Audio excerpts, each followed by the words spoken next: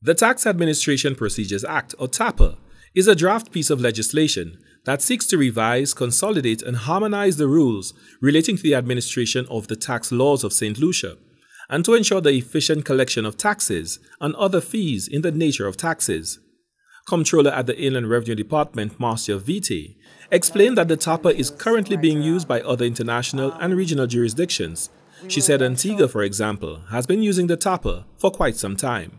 The common parts of those legislations, like the Income Tax Act, the VAT Act, we've sought to take these and put them in a piece of legislation for ease for the taxpayer. So you will find that the collection sections of these pieces of legislation are very similar, so we put it in a TAPA. You would find the administrative parts of the legislation are similar, we put it in the TAPA. So the TAPA is basically for the taxpayer, for ease of reference, and for the business person.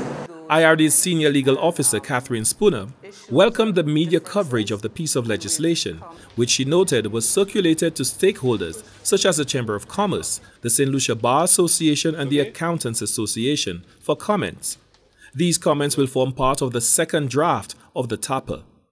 So we will not be finalizing the bill until we've done this second level engagement, and thereafter we'll be putting it on our website for wider circulation.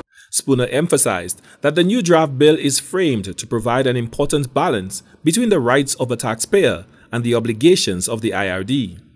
There are a number of provisions that were not otherwise clear in the other pieces of legislation having to do with the rights of taxpayers. It also, I think, is very important to know that it identifies timelines by which the IRD and/or the comptroller should act. Failing that, the taxpayer rights kicks in. So no longer will a taxpayer have to sit back and say, I have not heard from the IRD. If we are not meeting the timeline, the taxpayer now initiates the right to act against the IRD.